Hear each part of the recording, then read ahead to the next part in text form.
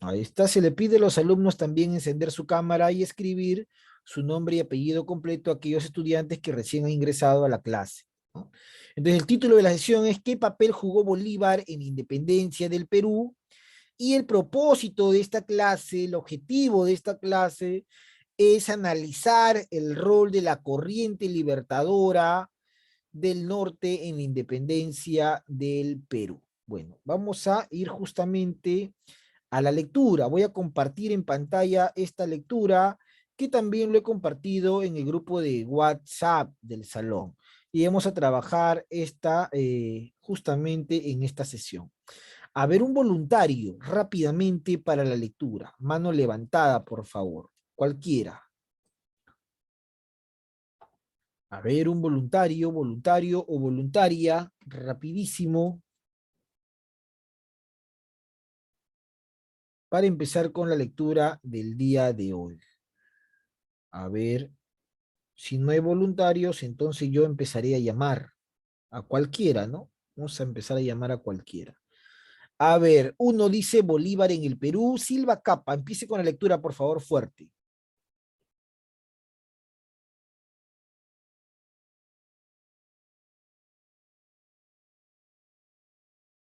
Silva Capa.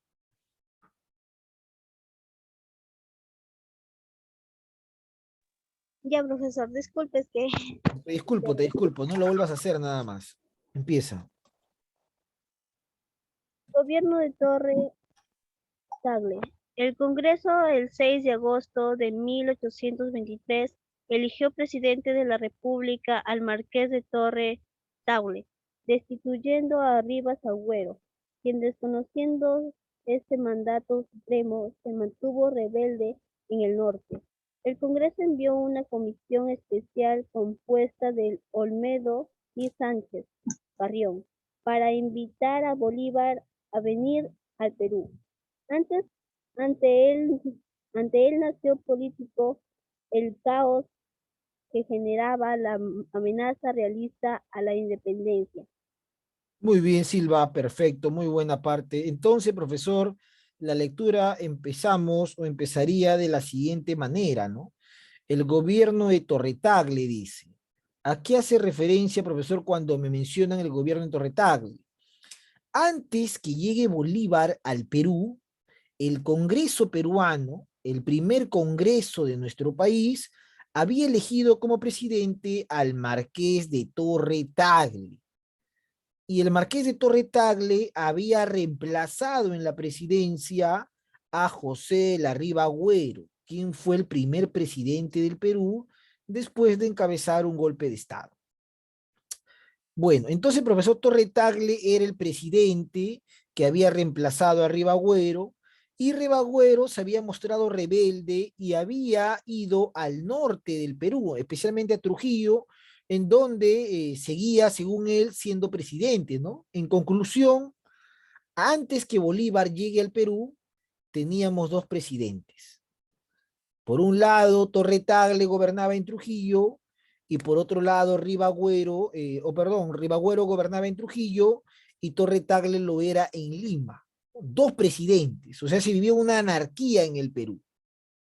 En ese contexto es que el Congreso peruano va a enviar a una misión especial a invitar a que Bolívar llegue al Perú, ¿no? El Congreso peruano va a invitar o va a enviar a una misión de diplomáticos para que puedan traer a Simón Bolívar al Perú, ¿no? Atención a la lista, Silva Capa, ¿me escucha? Presente. Presente, profesor. Flavio Guaripata Monje. Flavio Guaripata. Guaripata, ¿me escucha? Puede prender su cámara en todo caso. Guaripata. Greco Julián. Presente, profesor, presente. Ashley Bravo. Presente, profesor. John Alexander López.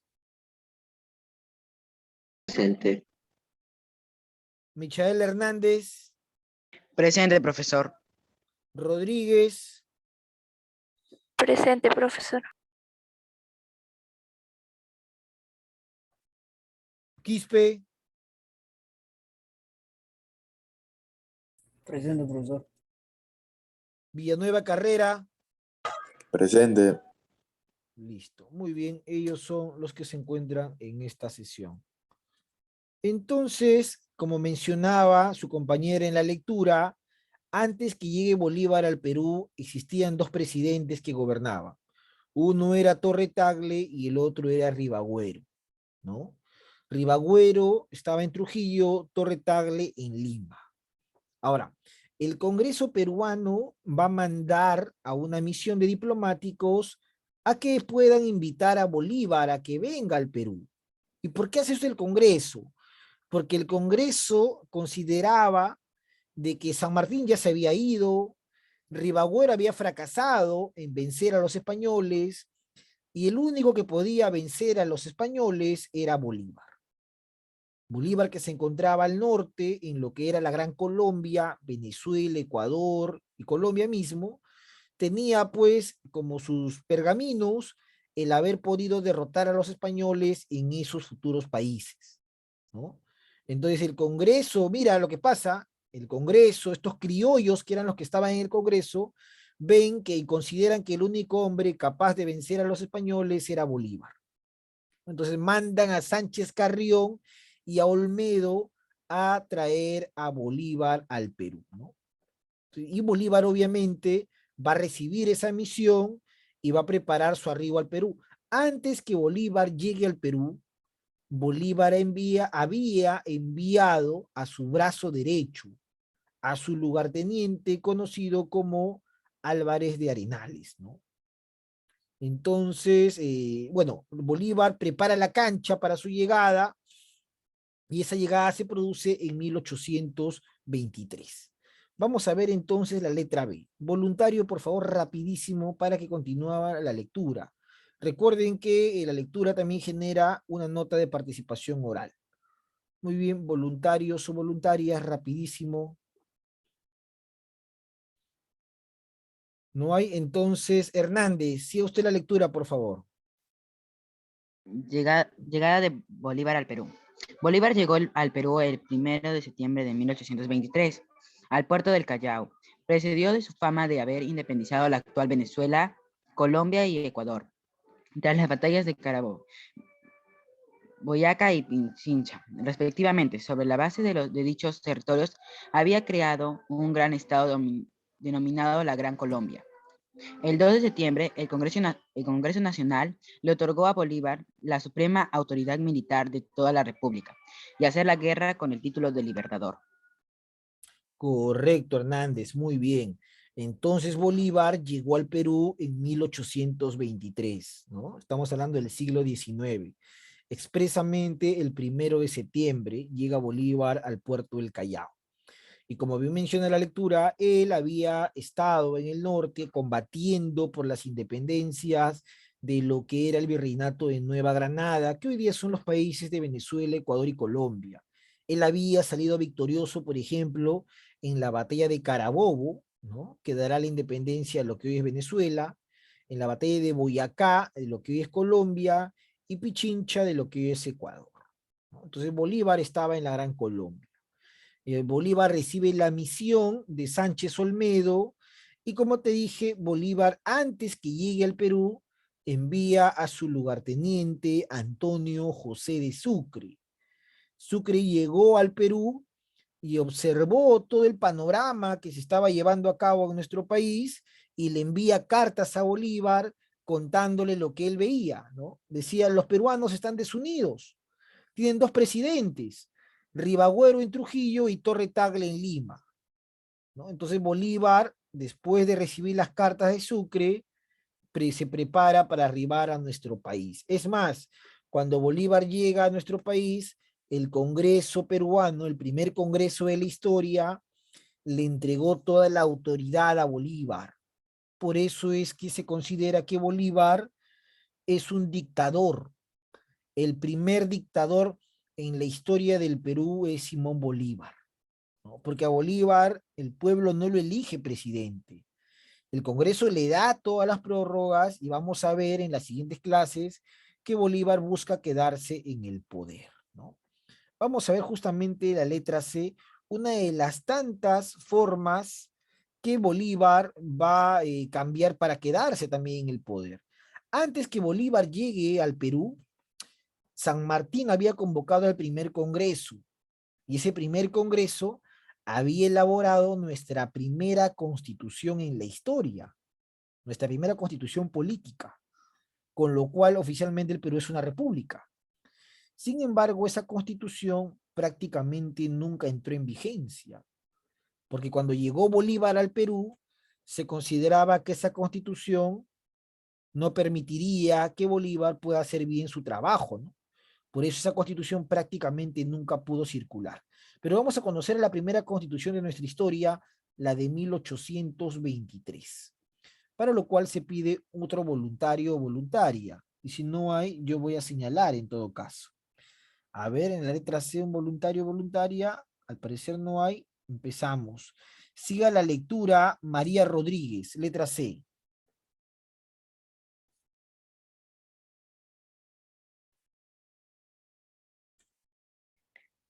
El Congreso promulgó la primera Constitución de nuestra historia el 12 de noviembre de 1823, la cual era de pensamiento liberal republicano.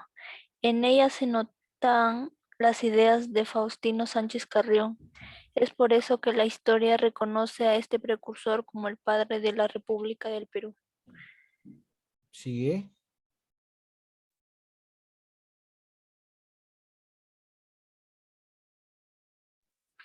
Se instituyen en ella la presidencia por 4 años y elección por el Congreso, prohibiéndose la reelección para el periodo siguiente, considerada como una imitación casi fiel de la Constitución francesa y avanzada socialmente, pero inaplicable para su época. No llegó a regir debido a las amplias facultades que confirió el Congreso a Bolívar. Perfecto. Entonces, la primera constitución de nuestra historia prácticamente no llegó a tener vida, ¿no? Porque se consideraba que era una constitución que no permitiría que Bolívar pueda hacer, pues, las reformas o aplicar las medidas que se requerían para vencer a los españoles en este enfrentamiento. Bueno, vamos a conocer un poquito más de Bolívar y para eso nos vamos a ir al PPT, ¿no? Esta lectura tiene un PPT que va a ayudar a comprender mejor la sesión. Entonces, a ver, tenemos acá una imagen y vamos a empezar justamente con una pregunta, dice. ¿Qué representa la siguiente imagen? ¿No? A ver, mano levantada por ahí. Esa imagen, ¿qué representa? A ver, cuando la observas bien, de repente anteriormente la has visto, ¿qué representa esa imagen? Te escucho.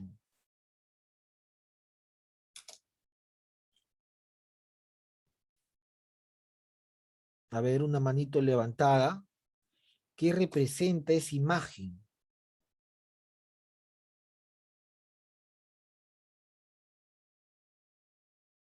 A ver, a ver, a ver. ¿A qué hace referencia esa imagen?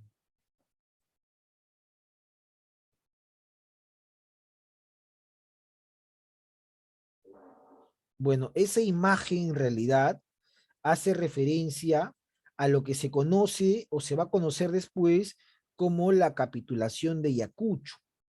En esa imagen vemos que quien está sentado es el general Sucre y quien está de pie es el general Canterac.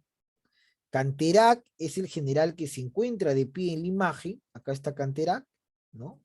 Y este vendría a ser el general Sucre, ¿no? Antonio José de Sucre, quien era el brazo derecho de Bolívar y participa en la famosa batalla de Ayacucho, ¿no? El general Sucre y el general Canterac son los que van a firmar el acta de capitulación, por el cual justamente el Perú se va a convertir en un país independiente, ¿no? Sucre y tenemos por acá al general Canterac. Ya, ahí está. Canterac y tenemos el general Sucre. ¿Ya? Canterac y tenemos a Sucre. ¿Ya? Ellos son los generales que aparecen en la capitulación de Ayacucho, y la capitulación de Ayacucho es el documento que pone fin a la guerra de la independencia, ¿no? Entonces, esto lo vamos a poder entender cuando desarrollemos parte de la sesión del día de hoy. Vamos a seguir avanzando y tenemos acá justamente una línea de tiempo, ¿no? Para entender esto de la corriente libertadora del norte. Las corrientes libertadoras. Antes que llegue Simón Bolívar al Perú, tenemos lo siguiente, ¿no? En Europa se estaba llevando la rebelión de Pérez del Riego. Es una rebelión que se da contra el poder de los franceses y luego contra el poder de la corona española, porque los europeos, en este caso los mismos españoles, buscan mayores derechos, buscan tener un mayor acceso a la libertad, a la política, debido a que todo el poder lo tenía el rey, ¿no? Ahí está. Sin embargo, en el Perú, en América, antes que llegue Bolívar, se había dado la corriente libertadora del sur, aquella que dirigió San Martín, aquella que empezó en Chile, con la independencia justamente de Chile después de la batalla de Maipú. Luego San Martín cruza el mar y llega a la bahía de Pisco, en el departamento de Ica. Luego se producen las conferencias de Punchauca y de Miraflores, con el virrey La Serna, en el caso de la conferencia de Punchauca, ¿no? Y con Pezuela, en el caso de la conferencia de Miraflores. Y luego San Martín, después de dar el grito de libertad, el 28 de julio de 1821, inicia su gobierno llamado protectorado. Recuerda, San Martín no es presidente, San Martín es protector del Perú. Su gobierno será llamado el protectorado, que fue básicamente un gobierno de transición, el que va a ejercer San Martín. Luego, en 1822, antes que San Martín se vaya del Perú, San Martín va a convocar al primer congreso en nuestra historia, ¿no? El Congreso peruano, cuyos integrantes básicamente eran criollos, ¿no? Hijos de españoles.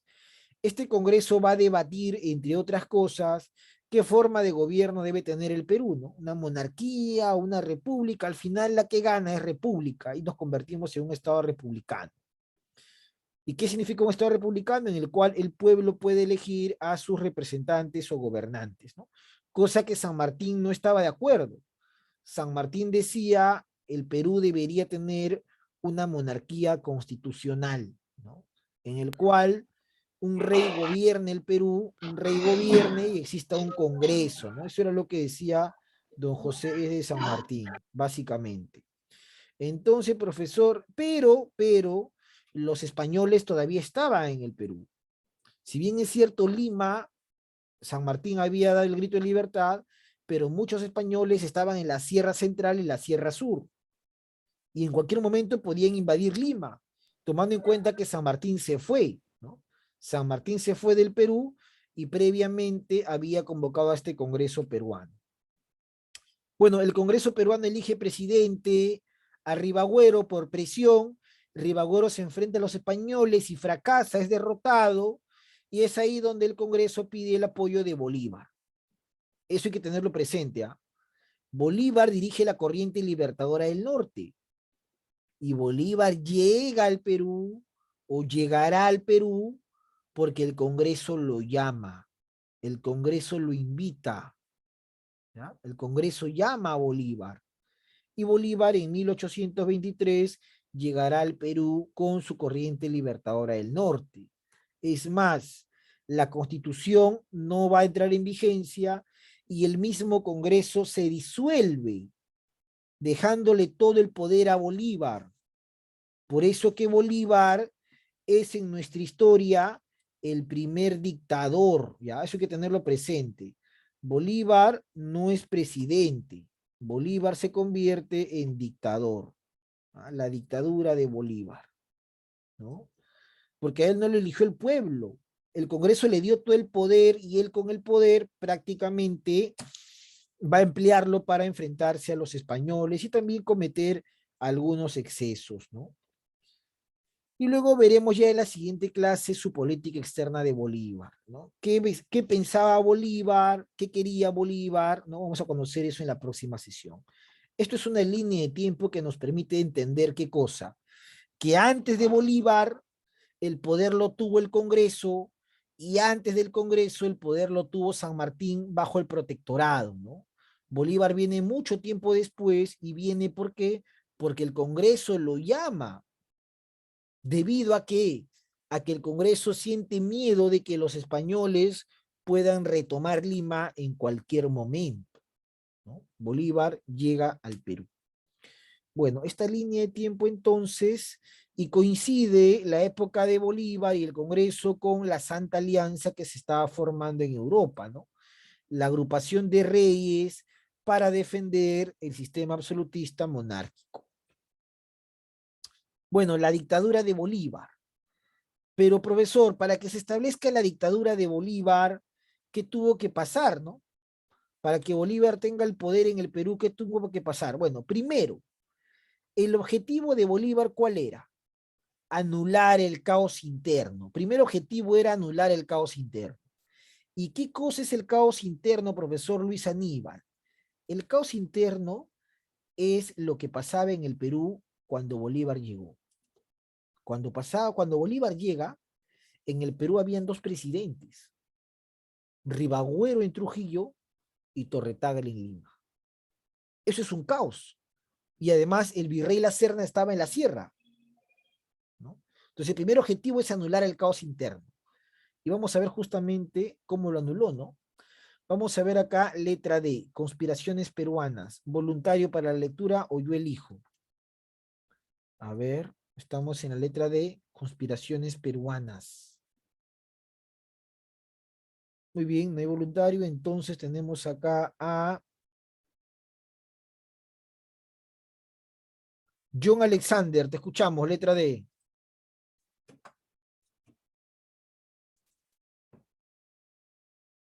López.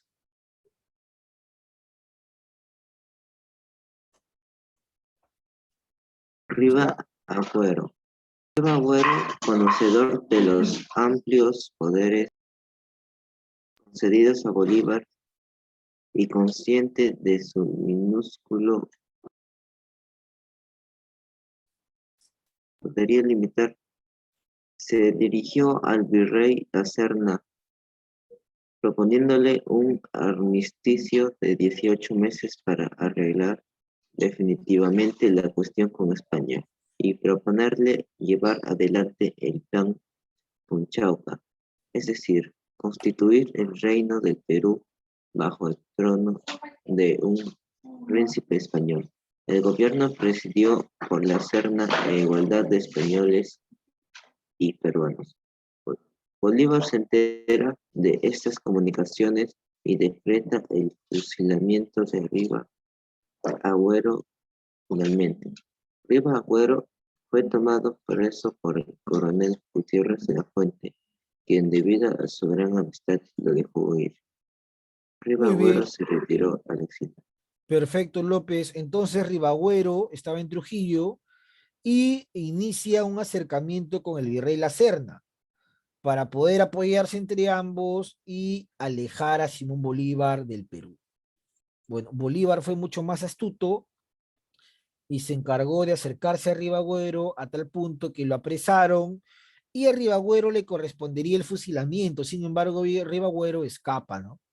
Huye, pero chao Ribagüero. Se fue un enemigo menos, o se fue uno de los tantos enemigos de la República, y otro que va a quedar era Torre-Tagle, que si bien era presidente de Lima, pero se le va a terminar acusando también de traición por presuntamente tener ciertos acercamientos a los españoles. Vamos a conocer un poco de Torre-Tagle, el presidente que gobernaba el Perú legítimamente a la llegada de Bolívar, ¿no? Letra B, a ver, siga con la lectura. Vamos a ver por acá. A ver, Terry Quispe, letra B.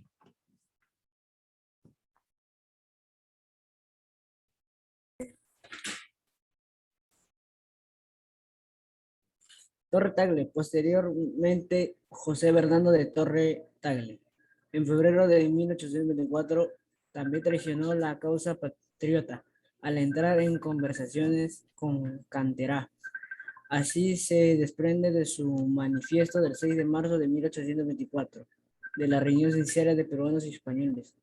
Todo bien debe esperarse de Bolívar, la desolación y la muerte. Torre Tagle y Ribagüero preferían una transacción con los realistas antes de someterse a la autoridad de Bolívar. Muy bien, entonces como vemos, ambos presidentes que se encontraban en el territorio peruano, Ribagüero y Torre Tagle, fueron acusados de traición, ¿no? Ambos presidentes. Bueno, Ribagüero escapa y Torre Tagle va a ingresar al castillo del Real Felipe, donde va a permanecer hasta su muerte, ¿no? Torre Tagle se mete al castillo para salvar su vida junto con los demás españoles, ¿no? Piensan que en el castillo van a recibir refuerzos de España, que el rey nunca va a enviar, y ante el acecho de las tropas patriotas, bueno, Torre Tagle termina por morir en el castillo, ¿no? Después de varios meses. Bueno, eliminados entonces los problemas internos, el objetivo de Bolívar era acabar con el virrey La Serna y por ende con el poder español que había en el Perú y en América, ¿no? Porque mientras el Perú no sea libre, la independencia de América no se podría dar. Entonces, eso inicia la campaña final, pues. Ashley Bravo, siga la lectura, señorita, fuerte.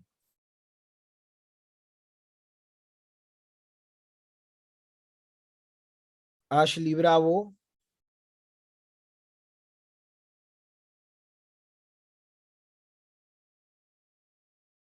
Ashley Bravo.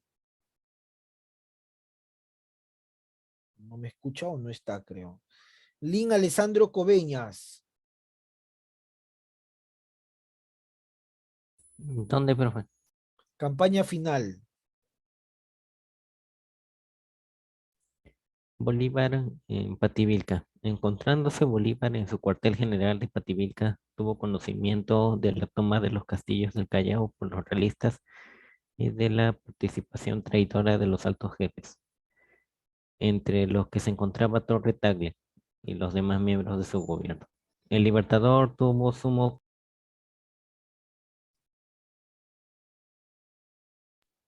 el Libertador tuvo sumo cuidado en la formación de su ejército, a cuyos miembros les inyectó principalmente disciplina y el manejo de las armas. Gracias a los esfuerzos patriotas se levantó un ejército de 9.000 hombres. En marzo de 1824, Bolívar traslada su cuartel general a Trujillo y nombra como su secretario general a Faustino Sánchez Carrión. Con 3 meses de preparación dejaba todo listo a la marcha hacia el enemigo en Junín y Ayacucho.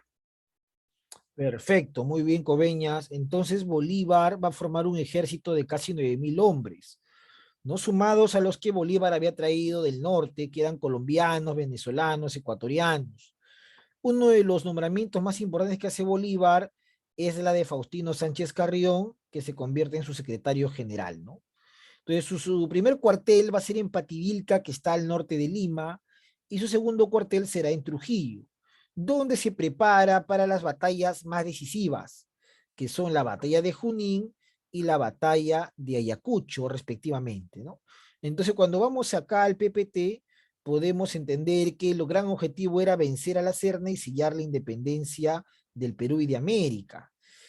Sin embargo, eso fue posible debido a que el Congreso prácticamente se disuelve y la Constitución peruana no entra en vigencia. ¿Eso qué quiere decir en castellano?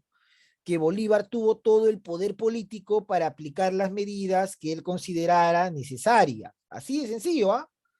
Entonces Bolívar se convierte en dictador y se va a enfrentar incluso a los aristócratas, a los criollos, quienes lo veían como una amenaza, ¿no?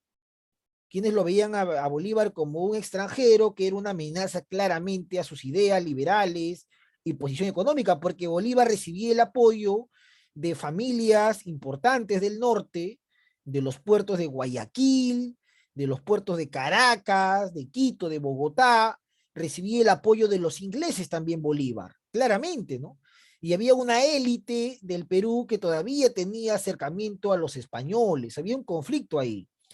Es más, ese conflicto se agudiza cuando Bolívar, para poder cubrir el dinero que se necesita para las batallas, reimpone el tributo. ¿Qué es el tributo indígena?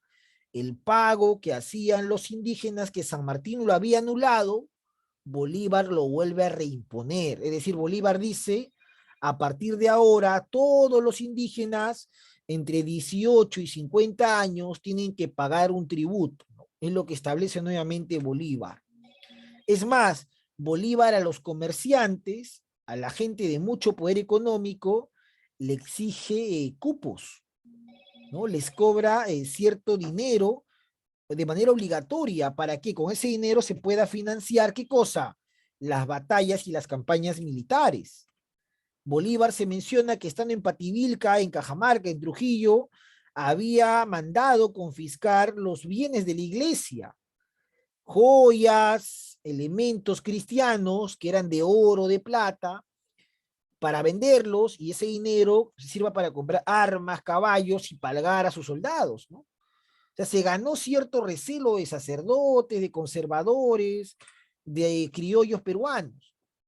Algo importante es que Bolívar también, para poder vencer en Junín y en Ayacucho, va a contar con el apoyo de los campesinos que son llamados montoneros, ¿no? Se le llamaba montoneros porque atacaban en grupos grandes al montón y de esa manera desconcertaban a su enemigo que no podían saber quiénes eran o de qué se trataba, ¿no? Bueno, y más adelante, ya después de estas batallas, se producirá la creación de Bolivia y Bolívar buscará redactar una nueva constitución conocida como la vitalicia, con la cual se piensa quedar en el poder. Pero eso lo vamos a ver en la siguiente sesión todavía. Sin embargo, lo que nos interesa son estas batallas. La batalla de Junín, ¿no? Y posteriormente la batalla de Ayacucho. Y eso lo vamos a ver acá, justamente. Batalla de Junín. A ver, Silva Capa, lea por favor Batalla de Junín. Fuerte, aparece en pantalla. Para junio de 1824, las tropas patriotas empezaron la persecución de las tropas realistas acantonadas en Valle del Mataro. Ellos eran apoyados por las guerrillas del mariscal Miller.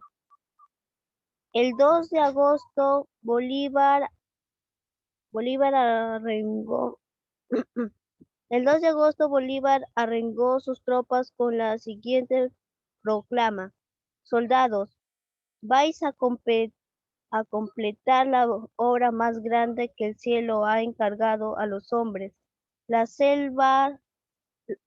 de salvar a un pueblo entero de la esclavitud.